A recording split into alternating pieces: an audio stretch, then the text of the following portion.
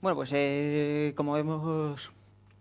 como supongo que ya sabréis, la charla que voy a dar es sobre Node.os, que es el que es actualmente mi proyecto de fin de carrera, y es un sistema operativo hecho a partir de Linux, Node.js y gestionado por NPM. En primer lugar, ¿quién soy yo? Pues estoy estudiando la licenciatura en Ingeniería Informática. Como he dicho, es mi proyecto de fin de carrera, que voy a defender ahora en mayo. También soy desarrollador de backend en Synthesis y soy un veterano del concurso universitario de software libre, en el cual llevo participando varios años. Ya sea con Piraña FS, con el que gané la edición local de Madrid, Caos y Gaia, con Sarit, con la que gané la edición de 2013, y con Node.os, con la que gané la edición del año pasado, 2015. ¿Qué es Node.os? Pues como he dicho antes, es un sistema operativo ligero y minimalista, basado en un kernel de Linux. Después todo el runtime está hecho en Node.js y después administrado por NPM. Originalmente estaba desarrollado por Jacob Groundwater y actualmente soy el líder del proyecto. ¿Sabéis lo que es Node.js? Es una base de datos, pero no recuerdo si era base de datos clave o algo. No, Es un framework de JavaScript. eso ya me suena más. Bueno, una de dos, no está mal. Vale, ¿qué es lo que tiene de especial Node.os? Pues por un lado, como he dicho antes, un diseño minimalista, en el que al usarse solamente el kernel de Linux y encima Node.js, sin haber capas intermedias, se reduce mucha parte de la complejidad que está consumiendo recursos, como por ejemplo systemd o distintos demonios del sistema que normalmente no se utilizan. Como puede ser, por ejemplo, a lo mejor en un sistema embebido, un demonio SSH no tiene mucho sentido en algunos casos. O servidores de PPD o distintos sistemas parecidos, lo cual repercute en un menor consumo de RAM y CPU, y esto lo hace que sea ideal para servidores en la nube y también para sistemas embebidos. Por otro lado, es altamente customizable porque al ser una base tan mínima, a partir de ahí puedes utilizar los componentes que más se adapten a la necesidad en particular, o bien a tus gustos o bien por cuál sea el proyecto. Por otro lado, es el tema de que es bastante seguro, puesto que al estar todo el sistema operativo escrito en JavaScript y funcionar dentro de una máquina virtual, está completamente aislado del sistema. No tiene un acceso directo al hardware, al hardware o a los elementos del sistema, sino es a través de las APIs que se le hayan proporcionado. Y además también está diseñado de forma de que los permisos de los archivos y entre los usuarios sea muy estricto. De forma de que solamente puedes acceder a tus propios archivos sin tener constancia de los demás. Una de estas partes es el hecho de que los usuarios están aislados entre sí al generarse un sistema de archivos raíz propio para cada uno de ellos. Y por otro lado es descentralizado, ya que no hay ningún usuario privilegiado. Todos los componentes del sistema se ejecutan como usuarios rasos y solamente se utiliza el usuario administrador durante el proceso de arranque, ya sea pues para inicializar el sistema, montar los sistemas de archivos, o sea, las cosas que afectan más al sistema globalmente. Una vez que el sistema ya está ejecutándose, no hay ninguno o casi ningún proceso ejecutándose con permiso de administrador. Con lo cual, pues digamos que la capacidad de producir ataques que afecten al sistema globalmente es mucho más reducida. Todos los componentes y programas están instalados por cada usuario, con lo cual cada uno de los usuarios tiene, digamos que como su propio sistema operativo a medida, independiente del resto. Y lo que igual da una sensación al usuario de que puede controlar absolutamente todo el sistema y que tiene todo el equipo para sí mismo, sin ser verdad, porque realmente lo está compartiendo con más gente. Esto en el caso de los servidores, claro está. Y por otro lado, está siendo bastante popular en Internet, como es el hecho de que demuestra aquí ¿Se escucha bien? Vale. Por otro lado, es el hecho de que es bastante popular, como demuestra el hecho de que en la tira cómica de XKCD, hace unos meses salió el hecho de que el autor considera que para el 2018 estará usando un sistema operativo basado en JavaScript que se puede interpretar tanto por Node.js como por Node.os, como por el tema por Runtime JS, que también con la diferencia de que Node.os lo que es construye un sistema operativo partiendo de un kernel Linux y Runtime JS lo que es el propio kernel escrito en JavaScript utilizando la máquina virtual V8 de Chrome. Como podéis ver ahí, hay más de 3.500 Stargates en GitHub y están subiendo. De hecho, ahora está a punto de pasar de los 3.600. Y en Twitter se pueden leer bastantes comentarios al respecto, tanto a favor, pensando de que es una idea genial, como en otros casos de que es la llegada del anticristo o la rebelión de las máquinas. ¿A quién va dirigido principalmente? Pues, como he dicho antes, a Colo Computer en primer lugar, porque al requerir menos recursos se pueden tener más instancias ejecutando por cada una de las máquinas. Fácil administración, porque todos los programas están centralizados y administrados mediante NPM, no hay que andar gestionándolo cada uno de los programas y procesos independientemente, sino que la instalación de paquetes se hace con NPM y la forma de trabajar con ellos es la forma estándar que se utiliza con NPM y con Node.js. Incluido el propio proceso de construcción, que también está gestionado a partir de NPM, como veremos más adelante, en el cual te bajas el código y se gestiona directamente como si fuera un paquete de Node.js más. En el sistema se pueden desarrollar sistemas que solamente contengan las aplicaciones necesarias, como he dicho antes, en el cual solamente tenga los componentes que hagan falta, reduciendo cualquier otra redundancia. Vaya, hombre, qué casualidad. Se pueden hacer sistemas de que no tengan ninguna celda de usuario, ejecutando directamente el kernel y la aplicación que cada uno quiera, con lo cual pues no hay una manera tan fácil de poder acceder al sistema, que es básicamente lo que quiere hacer Docker, pero no puede, porque al final Docker, como pretende ser usado de una forma más genérica, no se permite el lujo de poder tener optimizaciones como si se puede hacer en un sistema enfocado a una plataforma como es Node.os. También se puede utilizar para educación Homebrew, como he dicho antes, como es el tema de la famosa placa Raspberry. Todo el código está accesible, de forma de que los únicos binarios son el kernel de Linux, el init de arranque y el propio binario de Node.js, los cuales no están accesibles para los usuarios de forma de que es como si no existieran para ellos, que de hecho son las partes más complejas. Y al estar todo escrito en JavaScript es fácil de aprender, entender y programar, porque es un lenguaje que actualmente tiene bastante popularidad y es muy conocido normalmente por gente con pocos conocimientos de informática que están empezando a introducirse en la programación. También el sistema es altamente personalizable y hackeable, como he dicho antes, en el sentido de que se puede customizar y utilizar los componentes que quieras. Y además, si lo rompes, solamente afecta al usuario en el que estás trabajando, porque como también he dicho antes, cada uno de los usuarios está compartimentado en su propio sistema de archivos de raíz y no puede afectar a los demás. ¿Cómo podemos probar Node.os en 5 pasos? Pues el primero de ellos, descargar el código fuente desde GitHub, directamente desde la página del proyecto. Segundo, ejecutar npm install. Como he dicho antes, el proceso de construcción está integrado con el ciclo de vida normal de los paquetes de Node y de NPM.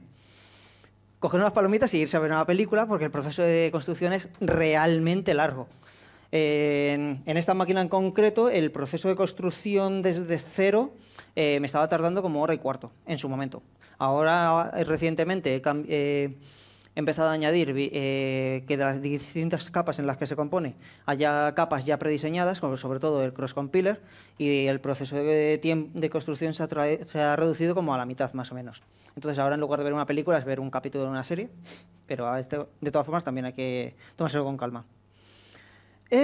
Y por último, ejecutar npm start para poder ejecutar la imagen que hemos generado dentro de una instancia de QEMU y disfrutar del sistema. Ahora, la arquitectura de Node.os. Como he dicho antes, se corresponde a una capa diseñada por capas, en la cual tenemos en la parte de abajo, directamente ejecutando sobre el hardware, tenemos el kernel de Linux, el sistema básico de la capa de Barebones, que es lo único que hace es arrancar un intérprete de Node.js, y después por encima las capas que componen el resto del sistema. Claro, como he dicho antes, la primera capa es la capa número 0, es la del cross compiler, que está basada en Cross Linux from Scratch, pero que lo que emplea como librería estándar del sistema es Musel en lugar de glibc, como se suele encontrar en sistemas Linux estándar, como pueden ser Ubuntu, Debian, Red Hat.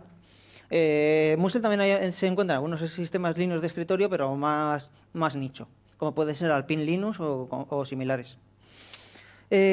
Musel tiene la ventaja de que consume mucha menos memoria y tiene un mayor rendimiento, porque no tiene código heredado como ocurre con glibc, que todavía tiene compatibilidad con programas de los años 80. Musel está enfocado mucho al tema de la optimización, tanto de memoria como de uso de CPU, con lo cual al final termina repercutiendo globalmente en todo el sistema. El proceso de construcción del toolchain... ¿Musel qué sería? ¿Un escritorio entero como es XFCE? No, Musel es la librería C del sistema. Al igual que tienes glibc o en vez de glibc o newlib, por ejemplo, también.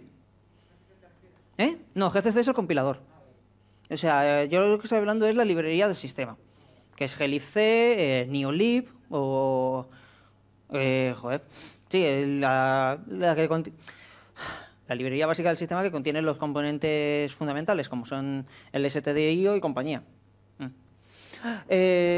Vale, como iba diciendo, el proceso de construcción está totalmente automatizado en el sentido de que automáticamente se encarga de descargar, parchear y compilar el código fuente tanto de Linux, del propio GCC y de Musel y también de Binutils.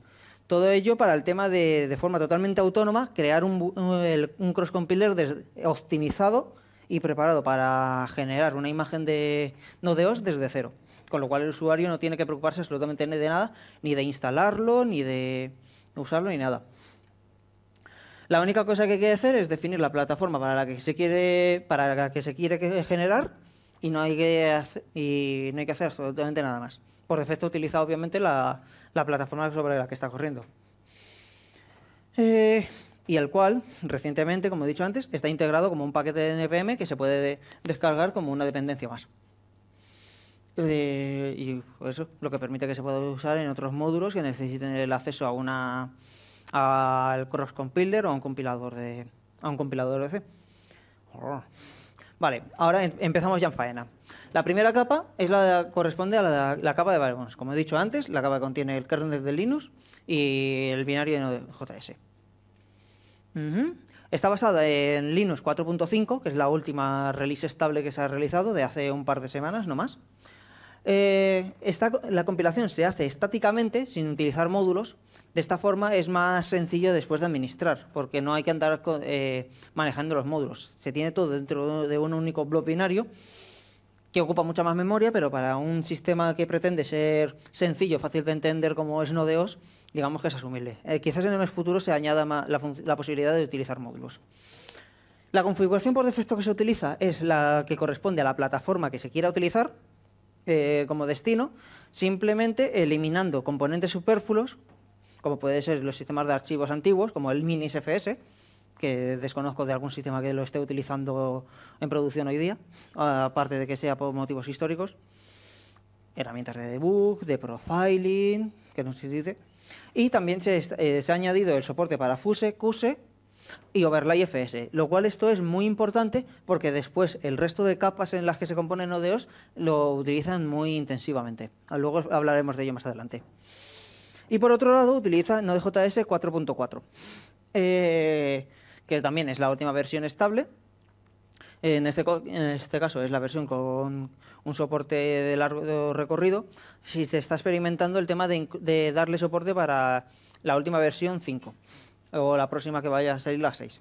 Lo único que no se ha habilitado todavía por el hecho de que incluyen por defecto NPM3 y es incompatible por la forma de trabajar que tiene el proceso de construcción de Node.js. Por eso todavía no se le ha dado soporte.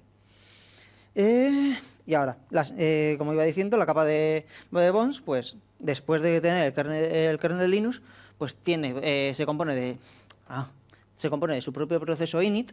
Al principio estaba escrito en JavaScript y era un proceso más de Node.js, pero había unos problemas que impedían el poder usarlo porque se introdujo un cambio en V8 que necesitaba el acceso a barra def. Y entonces, no, como no estaba todavía montado el sistema, pues no había manera de hacer ellos. Entonces está utilizando su propio script para el arranque. Nodeos init, que como también, al igual que el resto del sistema, es un proceso init minimalista, que lo único que hace es actuar como red de seguridad ante la posibilidad de que haya procesos zombie y no afecten al kernel ni se queden ahí corriendo por detrás. Simplemente se encarga de recogerlos y de eliminarlos. Lo de procesos zombies es cuando el programa principal se cierra y sus subprogramas quedan perdidos por ahí, ¿no? ¿Te refieres a eso? Sí, principalmente sí. A ver, esos son los procesos huérfanos, ¿vale? Los procesos zombie son procesos huérfanos, por decirlo de alguna manera, pero que ya han terminado, pero que como no han sido procesados por el kernel y limpiados. Entonces, claro, todavía están ocupando una posición en la lista de procesos del kernel y están ocupando espacio y entonces al final, si hay muchos, termina afectando al rendimiento del sistema. Incluso pueden llegar a colgarlo. Entonces, lo suyo y correcto es el tema de ir limpiándolos poquito a poco. Generalmente se deja los procesos zombies por un tema de análisis forense, para saber qué es por qué se ha caído. Pero realmente, en condiciones normales, se pueden simplemente eliminar y no hay ningún problema. Entonces, entonces sería la basura de la memoria RAM, ¿no? Creo... Tanto RAM como C, lo que más se me acumula es basura en la RAM. Sí, pero serán por cosas distintas. Ya. O sea, no creo que sea por un tema de que se queden procesos ahí corriendo, que puede ser también. Pero no sé, creo que eso, a no ser que estés haciendo programación de sistemas operativos a bajo nivel, no creo que te encuentres ahí condiciones normales ello. Que puede ser, o sea, puede ser que estés ahí haciendo procesos y que luego no tengas que limpiarlos. Pero no creo que sea el caso. Pero bueno, como iba diciendo, sí, como actuar como red de seguridad y también para, como he comentado antes, para el tema de montar el barra dev, el necesario para Node.js, por el cambio que han hecho en V8, que ahora, pues por alguna razón, que no llego a comprender, accede directamente a algún dispositivo del sistema. Y por último, y muy importante, apagar el sistema limpiamente cuando no hay ningún proceso ejecutándose. En lugar de quedarse ahí corriendo por ahí dando vueltas, cuando detecta de que es el único proceso que queda en el sistema, se encarga de sincronizar los datos en los discos duros y de apagar el sistema limpiamente en lugar de requerir al usuario de dar un botonazo. Por otro lado, una vez que ya se ha ejecutado el init del sistema, la capa de Barebones arranca directamente un intérprete replay de Node.js, que como todo el mundo sabe, los 80 nunca van a morir. Entonces, de esta forma, puedes dedicarte a escribir comandos de JavaScript directamente ya sobre el kernel de Linux. La capa de Barebones es la capa más mínima que podríamos llegar a llamar como Node.os o como sistema operativo. Pero esta solamente es la base por la cual se van a sustentar las demás a continuación. Empezando por initRunFS. En la capa anterior, Barebones es un único binario que consiste en el kernel de Linux, al cual se le ha añadido el binario de Node.js, las librerías básicas para que funcionen. Todo ello dentro del propio binario del kernel de Linux. initRunFS es un disco random que se arranca aparte y es opcional, cuya única tarea es preparar un entorno básico para que se pueda montar la partición donde luego vendrán los directorios de los usuarios para que se pueda tener un sistema más normal a lo que entendemos como un sistema operativo tradicionalmente. Entre ello, pues ejecuta los ejecutables init de los usuarios. Como he dicho antes, cada usuario tiene su propio sistema de archivos raíz, en el cual su propio directorio de usuario es la raíz del sistema operativo.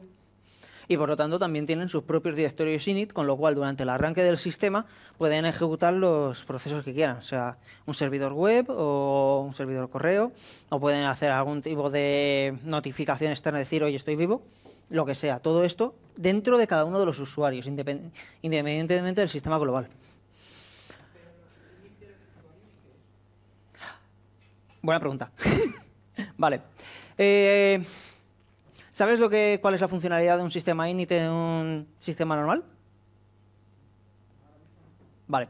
En un sistema operativo normal, el proceso init es el primer proceso que ejecuta, el PID 1, que es en el caso de Node.os, es lo que he dicho antes del Node.os init, que se encarga para el tema de recoger los zombies y demás. En un sistema Linux normal, pues te encuentras con systemd, por ejemplo, que aparte de eso hace muchísimas cosas más. La idea de que los init de los usuarios es exactamente lo mismo, pero a nivel de cada uno de los usuarios. O sea, si cada propio de los usuarios, como he dicho antes, puede tener su propio sistema operativo dentro del sistema, dentro de la propia máquina, independiente del resto, entonces también igualmente cuando arranca el sistema puede arrancar sus propios ejecutables sin necesidad de que tenga que loguearse, al igual que con el init global de todo el sistema. Pero init no es, por ejemplo, el grupo de Ubuntu, que es el que te dice... ¿Cómo? ¿Perdón? El grupo de Ubuntu es la tabla de particiones, no tiene nada que ver, ¿verdad? No. Y luego, Eso es el que se encarga de arrancar el kernel. y tampoco es el encargado de la detección de fallo de datos. ¿Cómo? Como por ejemplo, en el caso de crear un CD de instalación, Mm. tienes que meterle una especie de comando que te verifique los datos y ver que todos son correctos.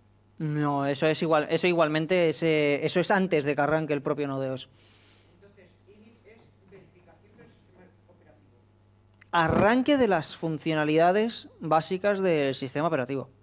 O sea, pues como puede ser un servidor web o un servidor de correo, o el sistema de administración y login de los usuarios. O sea, sí. Todas las cositas que pasan en el sistema operativo antes de que te encuentres ahí la pantalla de login, todo eso está arrancado por el init. Y algunas después también. En este caso, aparte del Node.os init, que se ejecuta al principio para todos, también cada usuario tiene su propio init, que ya pueden ahí ejecutar lo que les dé la gana. Como si no quieren ejecutar nada también, obviamente. Continuamos. Vale, después, aparte de ejecutar los inits de los usuarios, también incorpora en initradfs un binario de USR binem, que es el que se usa normalmente para el tema de ejecutar scripts, bueno, para que cuando se ejecutan scripts se busque cuál es el binario que va a ejecutarlos en un sistema Unix, el cual también está escrito en JavaScript. Aquí tenéis una salida justamente de cuál es el contenido del archivo. Y como se ve, es un script de JavaScript normal. La única diferencia, como no puede ejecutar el USR binem porque es el mismo, utiliza como CBAN directamente el binario de Node. Pero siendo para Node.os un caso concreto, es aceptable. Siguiente capa. rootfs. Ya tenemos el kernel. El kernel con el kernel de Linux y el binario de Node.js, ya tenemos el sistema para poder cargar la partición de usuarios. Ahora lo que vamos a hacer es empaquetar esas dos partes y tener una imagen que es la que se encarga de arrancar el sistema realmente. Como he dicho antes, pues se genera una partición de arranque en modo solo de lectura que contiene tanto el kernel de Linux como el disco init RAM que hemos dicho antes, que generalmente es una VFAT, como es el formato que especifica Raspberry Pi y está generado con el programa GenFATFS, que está disponible en GitHub, o bien con ISO 9660, cuando lo que se está generando es una imagen ISO para CDs o para USBs, que se ha hecho compatible con los dos mediante el uso de la utilidad de ISO Hybrid. Y después esta partición se combinará con la partición de los usuarios para hacer un sistema persistente.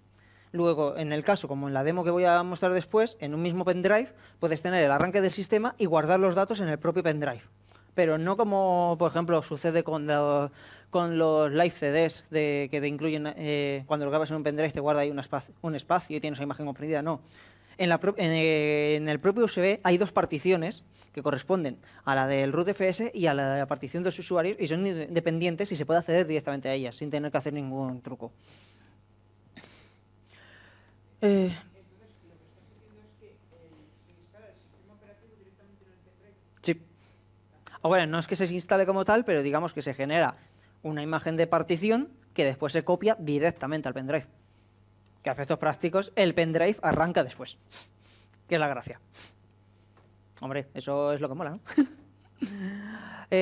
Sí, como he dicho Esto se permite el tema de que se pueda grabar en un pendrive o directamente también en un disco duro, aunque el tema de usar un ISO 9660 en un disco duro que queda un poco extraño. Y en una futura versión se piensa eliminar esta capa e integrarla directamente en el proceso de construcción general, porque realmente esta capa no aporta nada. Esta capa simplemente era por cuestiones históricos, porque antiguamente el root FS sí que era el propio root del sistema operativo, pero como ahora se está utilizando por un lado el disco initram como sistema de archivos raíz global del sistema operativo, y por otro, cada uno de los usuarios tiene su propio sistema de archivos raíz, ya esta capa no tiene ningún sentido, aparte de actuar como partición de arranque. Entonces el proceso de generación de esta partición en el futuro se va a eliminar y se va a integrar con el proceso de construcción general, porque en algunos casos no es necesaria. Por último, ya que tenemos el sistema arrancando, ahora nos toca la partición de los usuarios, que aquí es donde ya cada uno de los usuarios pueden desarrollar su propio sistema operativo. UserFS genera una partición de demostración para los usuarios, en este caso, a diferencia del anterior, en lectura-escritura. Como he puesto, es de demo, o sea, simplemente es por cuestiones para el tema de generar para demostraciones y para comprobar que todo está bien. En el futuro se piensa el tema de hacer algún script y unas instrucciones para que la gente pueda generar su propio sistema de archivos para los usuarios. Como he dicho antes, permite el tema de que pueda haber persistencia de los datos en un USB, y también es fácilmente sustituible por un sistema en red, como puede ser Dropbox, Google Drive, Amazon AWS, con lo cual, teóricamente, aunque hay que hacerlo, hay que ser sinceros, teóricamente se podría hacer el tema de que todos tus datos estuvieran directamente en la nube. Y en el disco duro local no hubiera absolutamente nada, simplemente directamente todo lo que tú escribieras estuviera integrado dentro de uno de estos discos duros virtuales online. Dentro de UserFS nos encontramos con dos usuarios. Uno, el usuario root, que como he dicho antes solamente se ha usado para inicializar los servicios globales del sistema y es opcional. Entre los que nos encontramos Bingetty, que es el manejador de pseudoterminales para poder acceder a las consolas. ExclusiveSS, un sistema de archivos basado en Fuse, que lo que hace es de que se pueda acceder a un directorio, en este caso se está utilizando para /dev, en el cual los usuarios solamente pueden acceder uno a la vez. O sea, puedes acceder al directorio y leer su contenido, pero solamente tienes acceso para poder modificar uno de los archivos un usuario cada vez, cambiando virtualmente cuál es el propietario de dicho usuario para que no se pueda acceder. ¿Qué ventaja tiene esto? Para el caso de /dev, el tema de que no haga falta tener permisos de administrador para poder acceder a los dispositivos del sistema, a la vez permitiendo que se puedan acceder y de una forma segura. Porque normalmente, pues, por ejemplo, para el dispositivo de FrameBuffer no quieres que dos personas estén pintando en la pantalla, solamente quieres que haya una. Y lo mismo pasa con el tema de tarjeta de sonido, teclado, ratón. De esta forma se puede acceder cualquiera sin tener que añadirle a un grupo de usuarios, pero a la vez, una vez que una persona tiene un dispositivo, no puede acceder otro hasta que lo libere. De esta forma, pues, por ejemplo, casos de sistemas de, pues, por ejemplo, el disco duro, no puede haber dos personas accediendo a un mismo dispositivo de disco duro, con lo cual no puede haber un robo de información.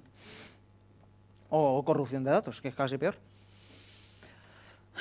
Y por otro lado, pues como he dicho antes, aparte de Bingetty, el sistema al igual que Bingetty para el manejador de terminales, Logon es el que se encarga de que en esos terminales el usuario pueda autentificarse en el sistema. Logon lo hace de forma distribuida, en lugar de como puede ser como la aplicación de comando de login en los sistemas Linux normales, que utiliza una base de datos centralizada. Logon lo hace de forma distribuida. Los datos están guardados dentro del directorio de cada uno de los usuarios. Tanto la contraseña como como cuál es la shell que tienen que arrancar. Absolutamente todo está, cada uno de los usuarios tiene su propia información, con lo cual puede modificarla sin necesitar permisos de administrador para poder cambiar su propia contraseña o cualquier otro de los datos de acceso. ¿Cómo? Cuando dices lo de manejador de pseudoterminales, Hmm. ¿estos pseudoterminales en qué se diferencian de los terminales? ¿Sí? ¿Tú has visto un terminal en sí? ¿El terminal de Linux? Eso es un pseudo terminal. Vale. Los terminales, de verdad, los buenos, eran unos cacharros grandes con pantalla CRT y un teclado que era tonto y se conectaba por puerto serie a un ordenador mainframe. Se llaman pseudoterminales los terminales que están en el ordenador porque no son terminales de verdad, son virtuales. Hacen la misma función, pero realmente no es un dispositivo terminal físico, sino que es un emulador de terminal que tienes aquí corriendo.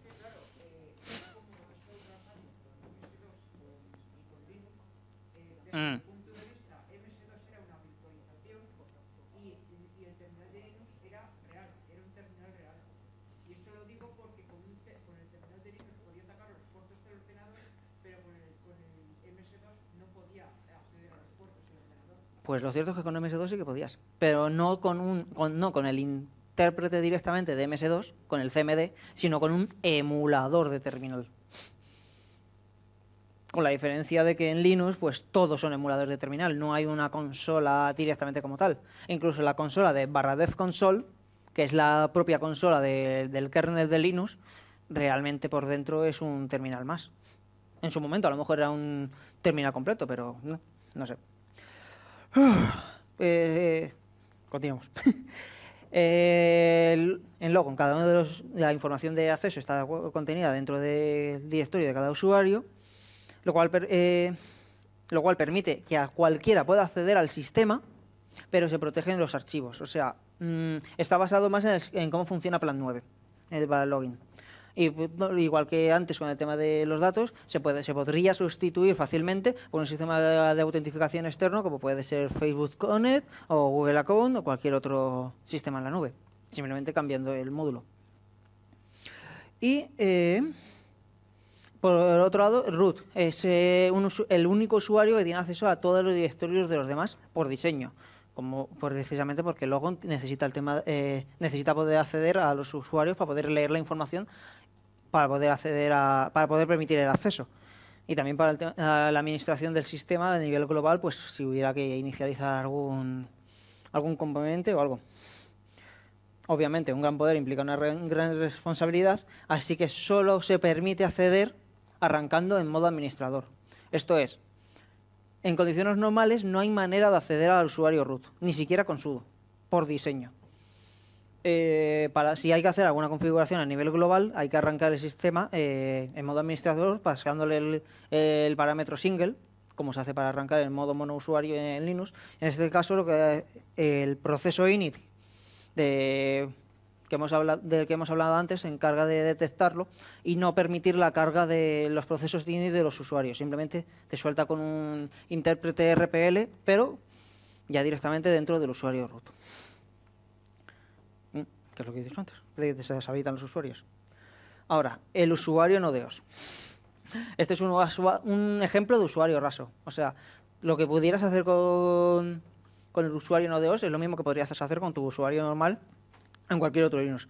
Lo único, como he dicho antes, la partición de users FS solamente es por cuestiones de demo.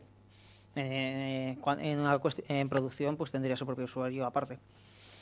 Lo que incluye el usuario de nodeos, en este caso, pues como es una demo, incluye una pequeña shell y algunos comandos básicos de chequeo y de demos, como pueden ser la shell NSH, que actualmente la estoy reescribiendo, el npm para poder instalar paquetes, el comando de configuración de IP, el editor de texto Slab, un cliente de DHCP. Y también para el tema de chequeo, pues están los comandos performance y load test para hacer pruebas de carga. Y también en las demos está Blessed Country, que es una librería que añade algunos widgets extras a la librería de componentes gráficos en terminal Blessed, pero que las demos que tiene son bastante interesantes. La experiencia de usuario es similar a la que se tendría con un sistema operativo normal, desde el punto de vista de, de un acceso en línea de comandos. ¿Mm?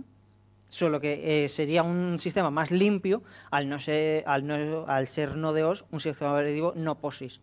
Como he dicho antes, es minimalista y se han eliminado unas cuantas cosas son necesarias en sistemas operativos normales, pero al no ser POSIX no se requiere de ellos. Entonces simplemente te ofrece lo mínimo para poder usarlo, funcionar, ejecutar los comandos y ya. No hace falta nada más. Dime. User Experience. Al igual que está User UI, User Interface, UX es User Experience. Madre mía. En fin. El entorno está optimizado para las aplicaciones de Node y digamos que esta forma de trabajar con ello está inspirada en cómo funciona con Plan 9. Por ejemplo, en un sistema Linux, si mostráis el path del sistema, veréis que tenéis varios directorios. En Plan 9 no. En Plan 9 solamente hay un único directorio, que es /bin. Todos los binarios están guardados en distintos sitios, pero todos están montados unos encima de otros, de forma que esté todo en un único directorio. Y en Node.os funciona muy parecido. Lo único aquí se esfuerza también más porque se está utilizando solamente uno. Pero para el resto como se están utilizando distintas capas, las distintas capas están diseñadas de forma que se apilen unas por encima de otras con overlay FS, de forma que al final solamente quede un único directorio. ¿Y qué ideas hay para el futuro? Pues lo primero de ellos, la interfaz gráfica, desarrollar una interfaz gráfica en HTML5. Ya hay progresos al respecto. O sea, digamos que desde un navegador ya se puede acceder a los directorios de los usuarios de Node.os de forma segura y autentificada y de forma independiente para cada uno de ellos. Con lo cual cada usuario podría tener su propio escritorio sin interferir al resto, al igual que con toda la arquitectura del sistema. Lo único que todavía no está muy trabajado el tema de la interfaz. Hay algunos proyectos, como son OSJS, que se han modificado explícitamente para poder integrarse con Node.os. Pero esta feature todavía no está muy trabajada y se espera que se incluya después de que se libere la versión 1.0, que debería poder hacerse en unas semanas. Entre las funcionalidades pues está Node.os Reverse Proxy y Davius. Node.os Reverse Proxy es uno de estos componentes globales arrancados por el usuario root, que es el que se encarga de recibir las peticiones desde fuera. Y después analiza cuáles son las URLs y los usuarios de las peticiones entrantes para después redirigirlo como un proxy inverso a los servidores de los usuarios que estén corriendo por detrás o arrancarlos en el caso de que no estén. Cosa de que en otros sistemas el servidor tiene que estar ejecutándose, pero en este caso es capaz de arrancar el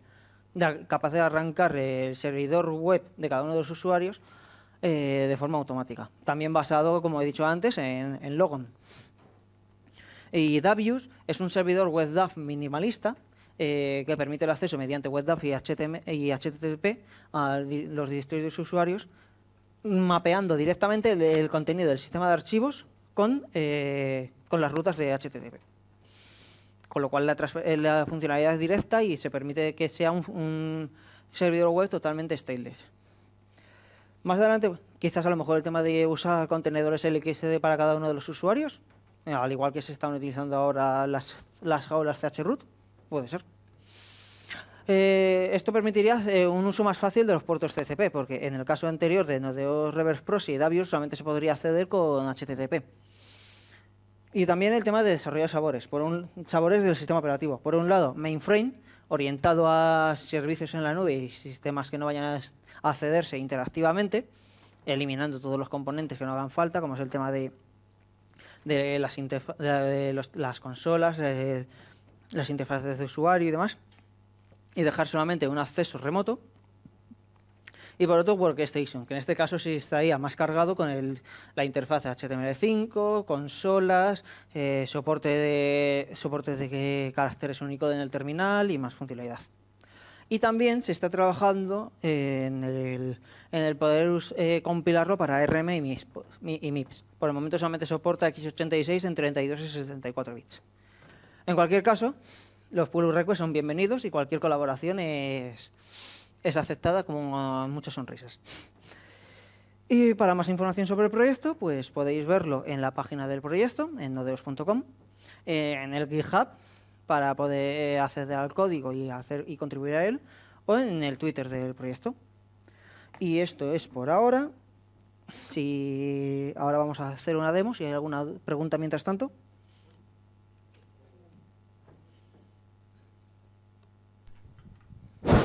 En el caso de las colaboraciones, ¿también ocurre como con Genome que hay también colaboración para traducir? Pues no se ha dado el caso hasta ahora. La gente ahora en la última semana sí que han estado ahí mirando de colaborar con el wiki para el tema de poder traducirlo. Traducirlo y ampliarlo. Entonces, si estás interesado, pues puedes participar. Sí, sí. Y luego, ¿Funcionas o no funcionas? luego has comentado que en el caso de la arquitectura del sistema operativo Node-OS, utiliza de Linux el kernel de Linux. Sí. ¿Significa que a Linux lo usa como shell o que dentro del kernel de Linux está metida la shell de Linux?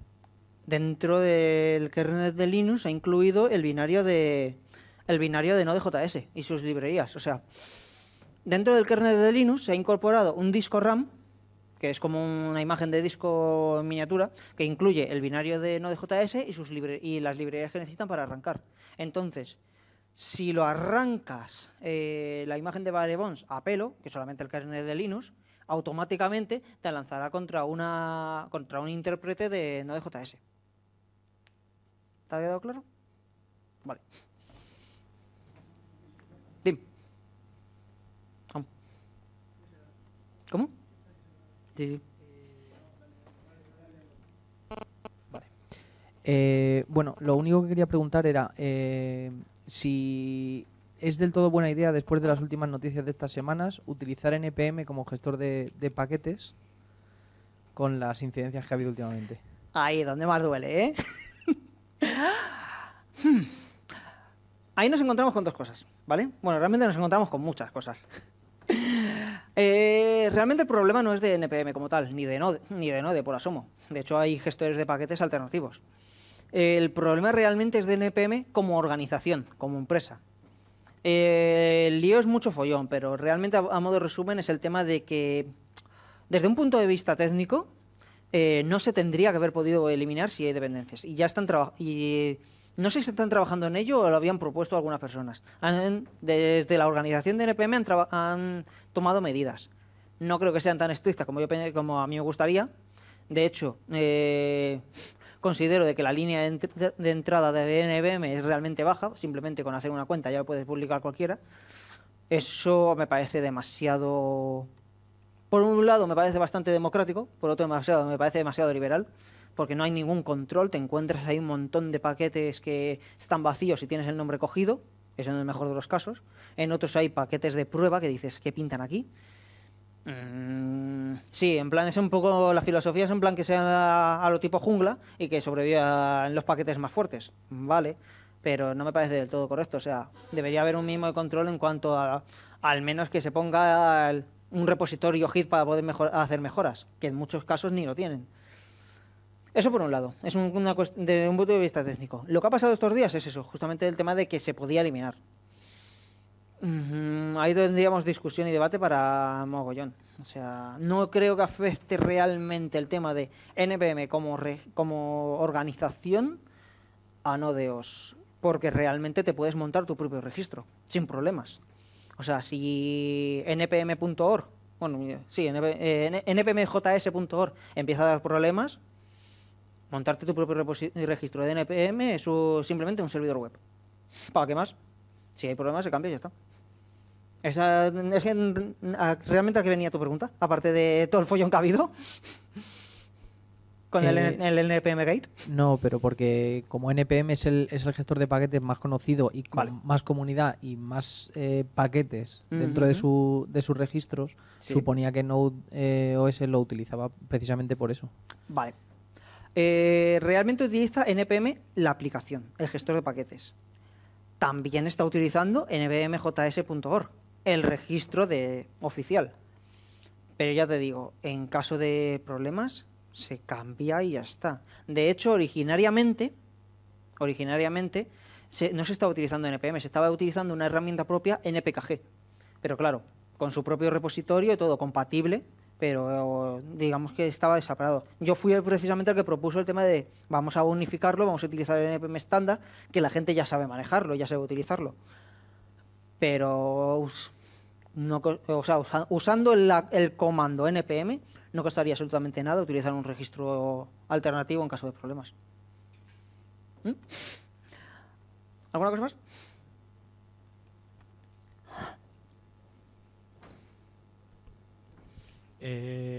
Antes has mencionado que se puede administrar de forma remota. ¿Cómo se accede remotamente a Nodeos? Ahora mismo lo único que se permite por el momento es el tema de pues HTTP o WebSockets, pero también depende de los servidores que tengas arrancados. Por defecto, en la capa Barebone, que tanto le ha gustado a nuestro colega, ahí no, ahí es simplemente el kernel y nada. Habría que hacer que se arrancara algo, pero en las capas subsiguientes, pues depende de lo que tengas instalado. O sea, en un sistema normal, estándar, tal como puede ser el de la demo las imágenes de Prebuild que están disponibles para descarga, está funcionando el Nodeos Reverse Proxy y está funcionando Davius. Entonces, pues podrías acceder por HTTP y HTTP Auth, podrías acceder a tu directorio de usuario, normalmente. Y en su momento, por pruebas, también había un servidor de WebSockets, pero después lo separé porque realmente tiene sentido que sea un proyecto independiente. Pero se puede, el tema de arrancándolo, puedes acceder por WebSockets como igual que te conectarías por SSH. Y si configuras un certificado HTTPS, pues puedes conectarte por WebSockets seguros, que es igual que el SSH. Vale, güey. ¿Algo más por el momento? ¿Pasamos al siguiente nivel? Vayamos. En principio, por lo que has comentado, Nodeos se genera dentro de una máquina virtual sobre un sistema operativo ya existente. Ubuntu es el canónico. Vale. ¿Hay alguna idea o alguna forma de ejecutar Nodeos directamente como sistema operativo anfitrión? Que si hay alguna forma o se tiene pensado en algún momento implementar de alguna manera que Nodeos se pueda ejecutar directamente como sistema anfitrión, sin ninguna máquina virtual ni nada por el estilo. ¿Te vale la respuesta? Creo que se ha apagado la pantalla. ¿Te vale como respuesta? Vale. Me viene de perros para empezar con la demo. Sí, aquí como podéis ver está Nodeos ejecutándose directamente sobre el portátil y aparece el par de pingüinos por el tema de que es un core duo. Aquí tenemos todo el kernel arrancando. ¿No me ha fastidiado? No me ha fastidiado. Sí, es que ya me encuentro aquí un kernel panic y lo flipo en plena demo. Esto es la salida normal del kernel de Linux, no hay ningún problema ni nada. Si vemos por aquí abajo, aquí está configurado para el tema de que coja directamente la dirección IP mediante DHCP durante el arranque. Por un lado, por el tema de que el servidor de DHCP no funciona, también por el todo eje global, y por el otro, pues, digamos que así funciona globalmente. Y a continuación, termina de configurar aquí produce el montaje del sistema de archivos de los usuarios. Tenemos aquí una línea que muestra cómo los scripts de inicio de los usuarios se ejecutan durante el inicio durante el arranque del sistema, y al final nos encontramos con que Getty y Logon nos estamos diciendo aquí que podemos acceder al sistema dentro de la consola del usuario. ¿Ibais a preguntar algo? Entonces, en este momento, supongo que cuando ya la máquina... Eso ya es JavaScript. Cuando tú a la máquina ya le pides un usuario, es cuando cargan los init de ese usuario. Antes de pedir el login del usuario. O sea, mientras está cargando la partición de los usuarios, está ejecutando los init de los usuarios. Claro, pero si un usuario tiene el init distinto a otro... Claro, es que cada usuario tiene su propio init. Entonces, la máquina tendrá que saber qué init cargar. Sí, el que carga es el archivo init que está en la raíz del directorio de cada usuario. Que puede ser un binario, puede ser un link simbólico a un binario. En este caso, pues nos encontramos con dos. Uno, el del usuario Nodeos, que lo único que hace es imprimir por pantalla para un mensajito para demostrar de que realmente está funcionando. Y por otro nos encontramos con el del usuario root, que aparte de montar Exclusive FS y otras cosas más, lo que hace es el tema de carga bin-getty y a continuación bin-getty se encarga de cargar a logon para pedir al usuario el acceso.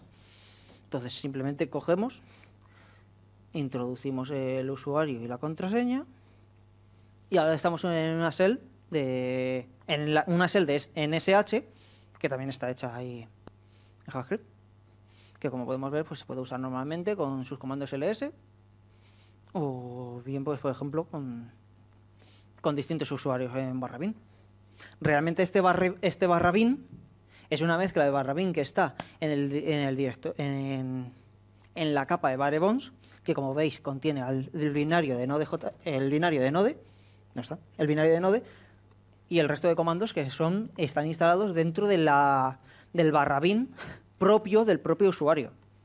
O sea, lo que pasa es que el OverlayFS se encarga de mezclarlo a las dos capas, de forma que sea uniforme.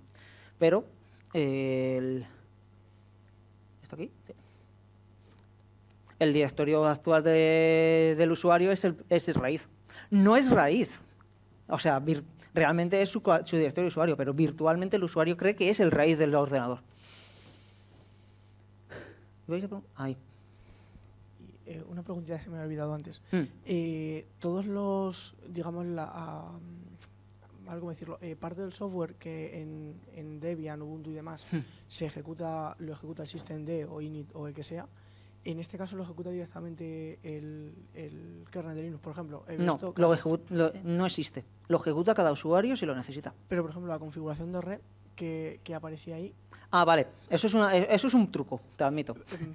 El kernel de Linux tiene la posibilidad de hacer que durante el arranque solicite inicialice las direcciones IP de las tarjetas de red.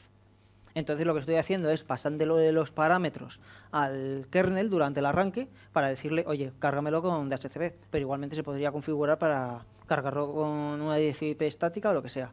Esto es debido originariamente para poder cargar los sistemas de archivos NFS, para poder cargar pues un sistema raíz en remoto. Entonces cualquier otro tipo de configuración sobre el sistema sí tendría que hacerla directamente Node o el sistema de init. Exacto. Como el caso de Nodeos init, que se encarga de hacer el montaje de la partición de /dev para que después Node.js pueda ejecutarse correctamente. ¿Algo más o continuamos? Entonces lo que acabas de decir, arranca las funcionalidades básicas, sí, pero también las comprueba por si acaso. No, esa parte son cosas distintas. O sea, init, el Nodeos init solamente se encarga de montar /dev, que es lo que necesita Node.js, de capturar los procesos zombie y empezar con la ejecución del /init, de /sbin init, que en este caso, en el caso de la capa de Barebones es un link simbólico al binario de Node.js y en el caso de init_runfs es un link simbólico a Nodeos Mount File Systems, que es el que se encarga de arrancar los sistemas de archivos y de inicializar a los usuarios.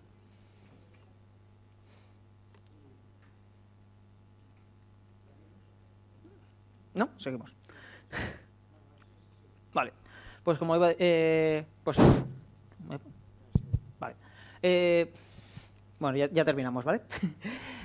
Sí, pues todos los binarios que tenemos aquí están hechos en JavaScript. Podemos coger, por ejemplo, el propio cat, que si cogemos aquí para el tema de mostrar su contenido, vemos que es un script hecho en JavaScript. Lo que podemos ver por aquí es el tema de que está aquí ejecutando Node.js, leyendo el comando que se le pasa como el archivo que se le pasa como parámetro, leyendo desde el disco duro y sacando por la salida. ¿Cualquier otro comando que podamos ver? Pues no lo sé. El PVD que hemos mostrado antes. Igualmente, también es otro script. En este caso lo único que hace es sacar la salida. O el vget que tenemos por aquí. Epa.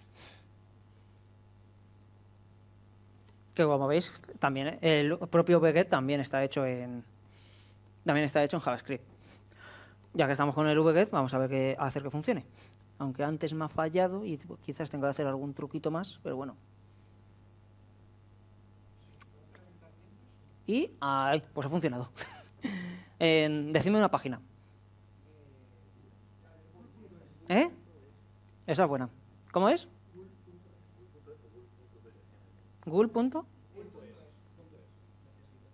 Vale. Y ya está.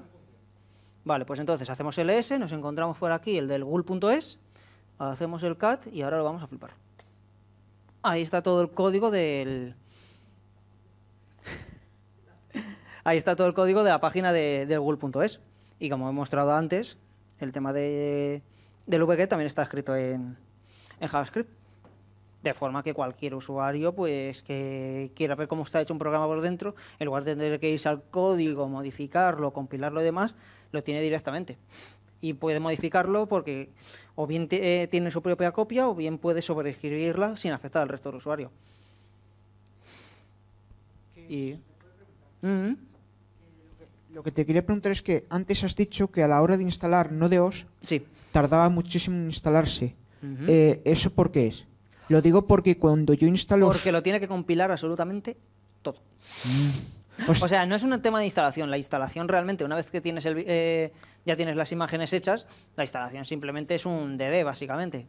El problema es que el proceso de construcción es el que tarda, porque es que tiene que compilarlo absolutamente todo, incluido el propio GCC. Y entre el GCC, el Musel y demás se lleva la mitad del tiempo y la otra mitad se la lleva pues el compilar el Node.js y el kernel y en compilarse los módulos binarios que se necesiten del resto de paquetes. Vale. Entonces no... Es que yo cuando, por ejemplo, instalo Ubuntu, a mí me tarda mucho, primero porque los discos duros son mecánicos y segundo por la RAM. En este caso no es... Ubuntu es que es tochísimo. Subu, la Sí, versión pero que ligera. es tochísimo, estamos hablando de megas o incluso gigas, y además ahí la instalación realmente es copiar datos. Aquí es que estamos compilándolo. O sea, en ese sentido, si nos ponemos en plan tiquismiquis, sería como coger un Agentú. Tú te quejas de que tardas en instalar la Ubuntu. Cógete un agente e instálatela desde cero, ya verás. Vale. Y luego, antes has dicho que en el caso de la Raspberry Pi se podía instalar el sistema operativo Node.js. ¿Pero qué le instalarías? ¿En la ROM de la Raspberry Pi? ¿O dónde la instalarías? En una SD. Ah, vale. Sí. Dime, a ver el micro que corra. No sé ni cuánto. ¿En una tarjeta SD? Pero en ese caso... ¿Se oye? ¿No se oye? No estoy muy seguro. Bueno, en el caso de instalar Node.js en una Raspberry... Creo que está apagado.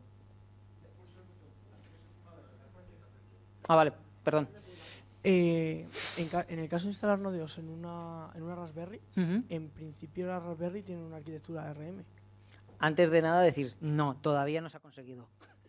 Vale. O sea, está en camino y digamos que es el prototipo. La idea es que en el futuro el tema de conseguirlo. Lo que sí que se ha conseguido es el tema de compilar tanto Node.js y el kernel. Pero hay por alguna razón, algún problema binario y demás, que cuando intenta ejecutar algún programa como init, salta un kernel panic. O sea, tiene que haber alguna cosa tal, pero es ese pequeño detalle lo único que falta. Y falta de tiempo, pues, porque es que se tiene vida. Y bueno, no sé si ya o... Al menos hay interés.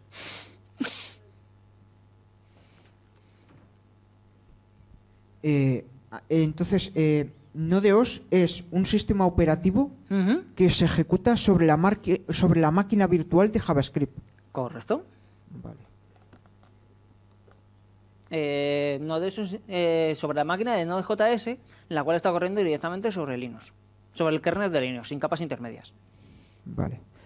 Pero la máquina virtual que es de JavaScript, ¿no le puede llegar a pasar lo que le ha pasado a la máquina virtual de Java?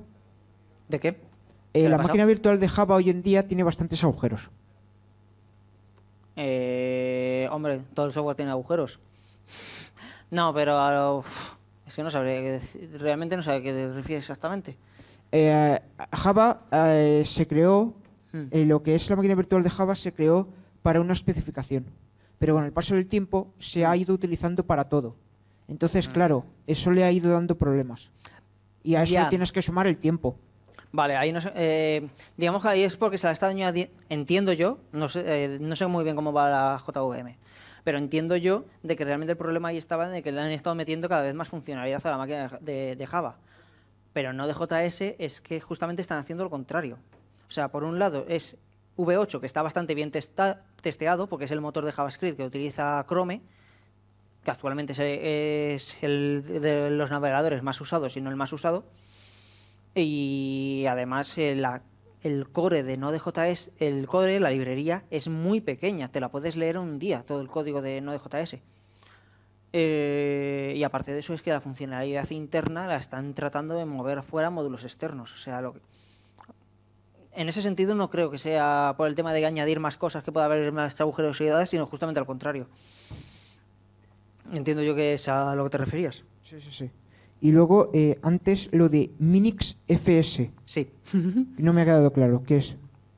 Es el sistema de archivos que utilizaba el sistema operativo Minix, que es el sistema de archivos que originariamente utilizaba Linux, porque ya estaba el código ahí. Pero la cuestión es de que hoy día está más que superado por EST2 y compañía. Bueno, no, el EST también está deprecado. Por ES2, ES3 y ES4. O sea, lo que quiero decir es de que Minix FS, aparte de por motivos históricos, no creo que tenga mucho sentido usarlo hoy día. Como para que venga activado por defecto en las imágenes de x86.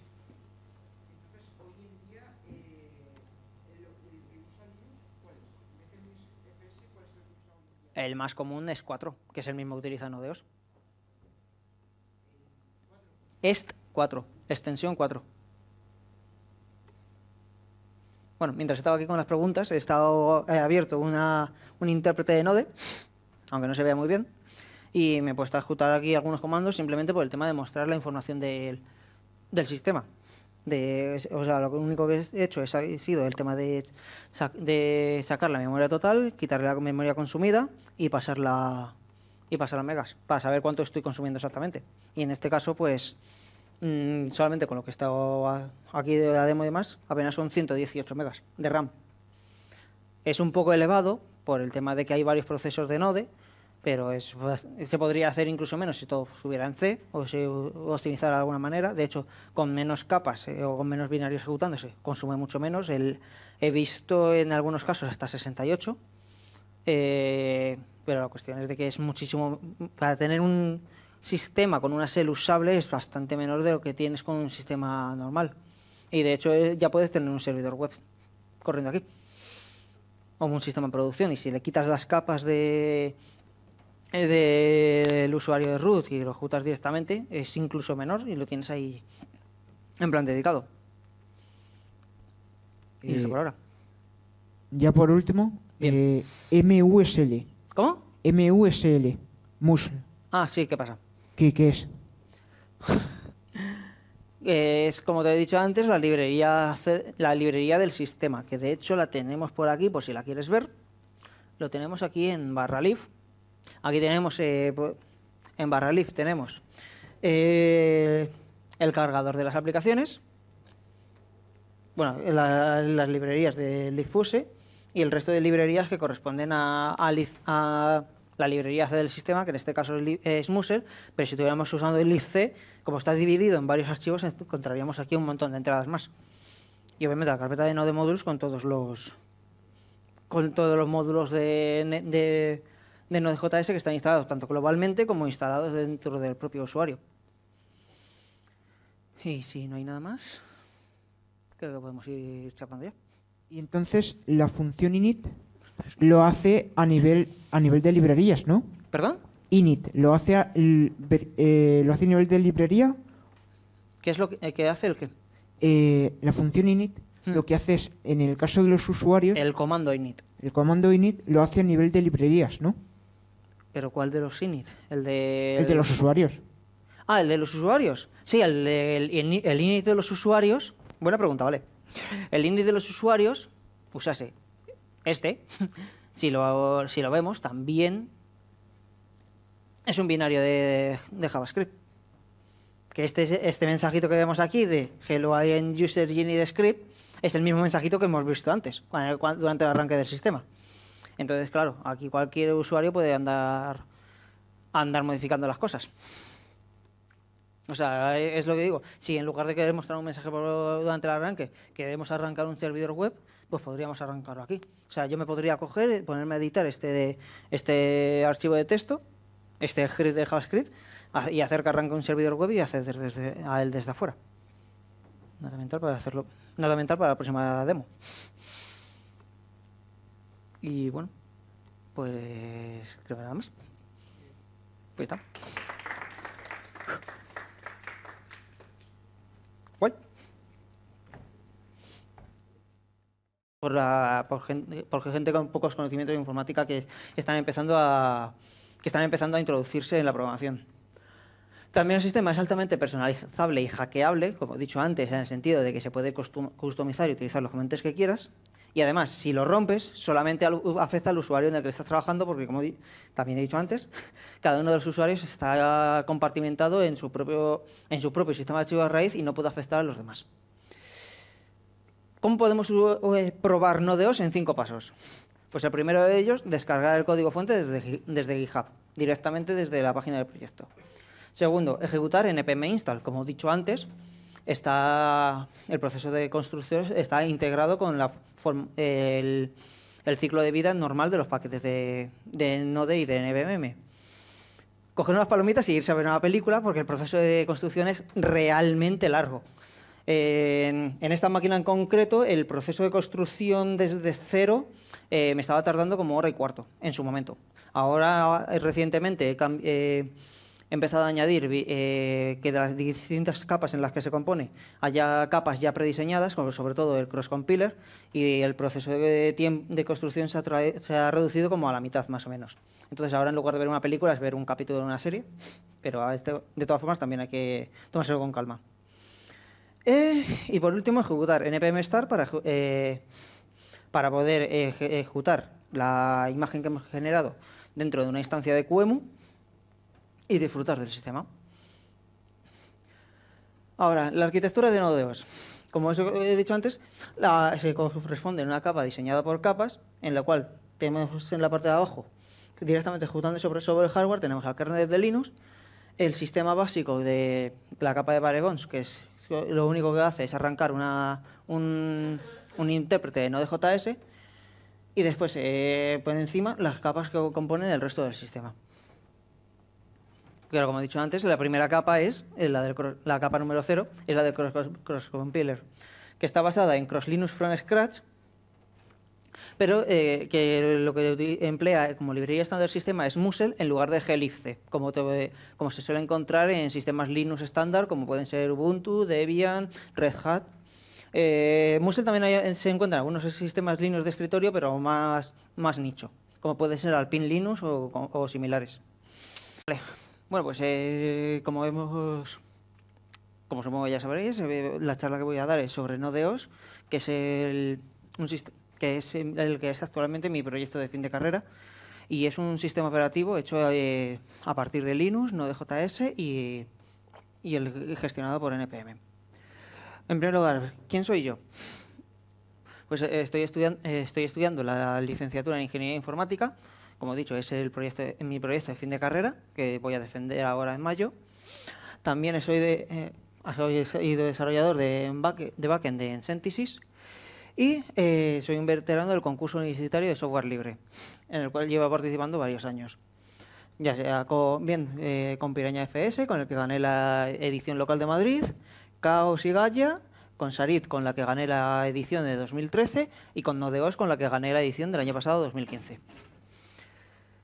¿Qué es Node.os? Pues como he dicho antes, es un sistema operativo ligero y minimalista, basado en un kernel de Linux. Después todo el runtime está hecho en Node.js y después administrado por npm. Originalmente estaba desarrollado por Jacob Groundwater y actualmente soy el líder del proyecto. ¿Sabéis lo que es Node.js? Es una base de datos, pero no recuerdo si era base de datos clave de valor. No. Es de JavaScript. Eso ya me suena más. Bueno, una de dos, no está mal. Vale. ¿Qué es lo que tiene de especial Node.os? Pues por un lado, como he dicho antes, un diseño minimalista.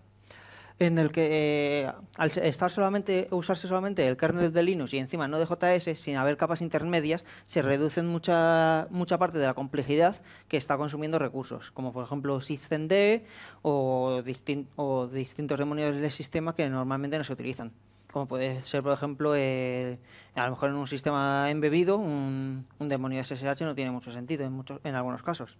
O servidores de PPBD o distintos sistemas parecidos. Lo cual repercute en un menor consumo de RAM y CPU, y esto lo hace que sea ideal para servidores en la nube y también para sistemas embebidos.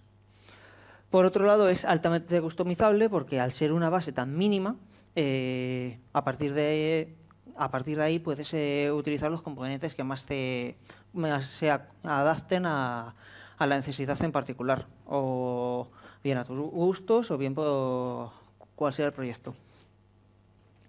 Por otro lado, es el tema de que es bastante seguro, puesto que al estar todo el sistema operativo escrito en JavaScript y funcionar dentro de una máquina virtual, está completamente aislado del sistema. No tiene un acceso directo al hardware, al hardware o a los elementos del sistema, sino es a través de las APIs que se le hayan proporcionado.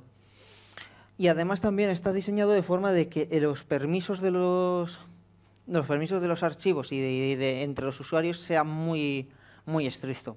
De forma de que solamente puedes acceder a tus propios archivos sin tener constancia de los demás.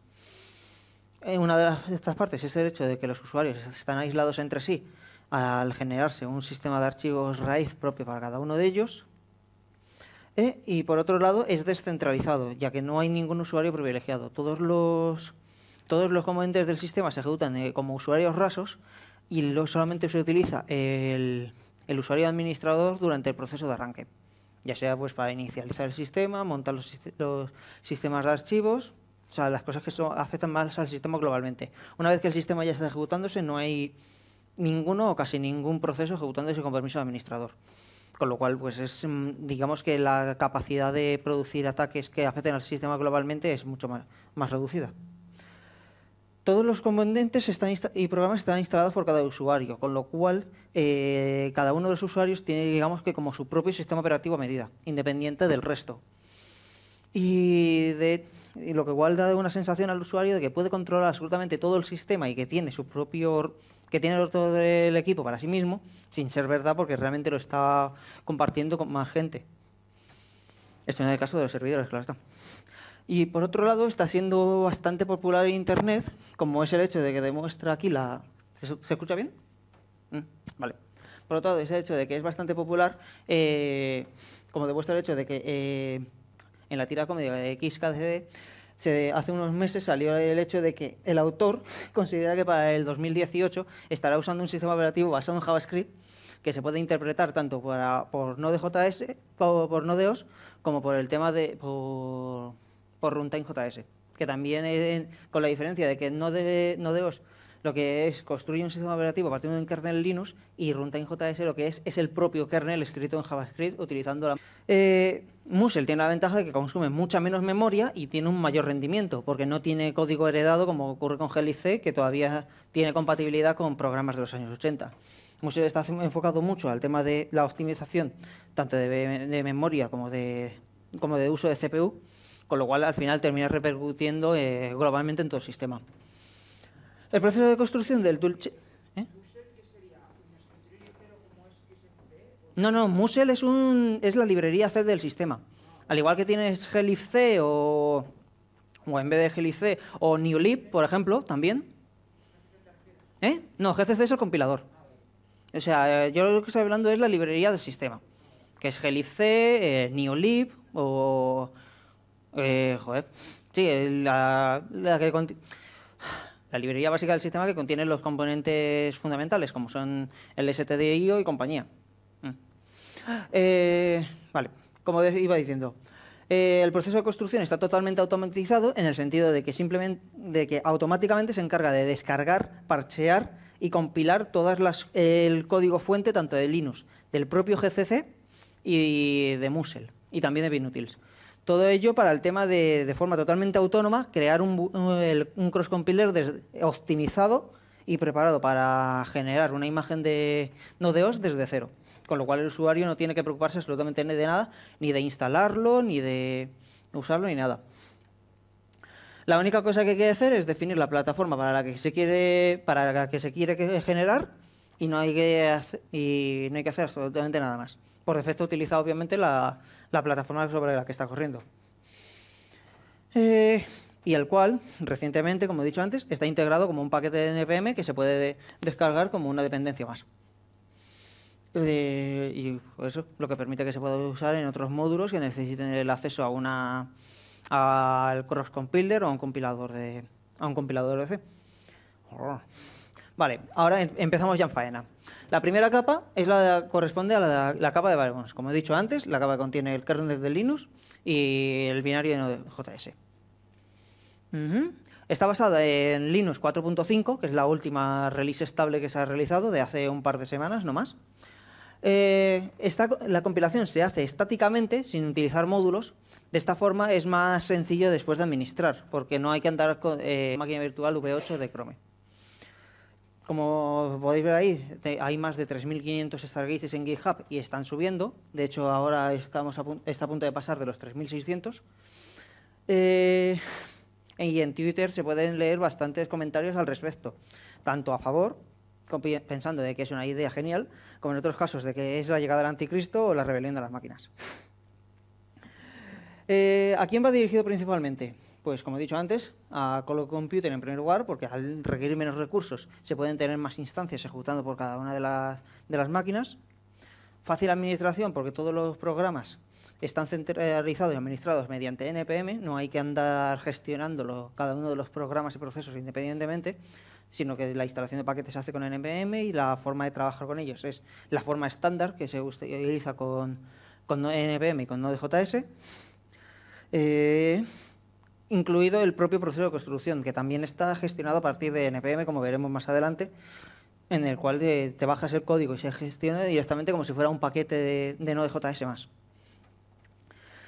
En el sistema se pueden desarrollar sistemas que solamente contengan las aplicaciones necesarias, como he dicho antes, en el cual solamente tenga los componentes que hagan falta, reduciendo cualquier otra redundancia.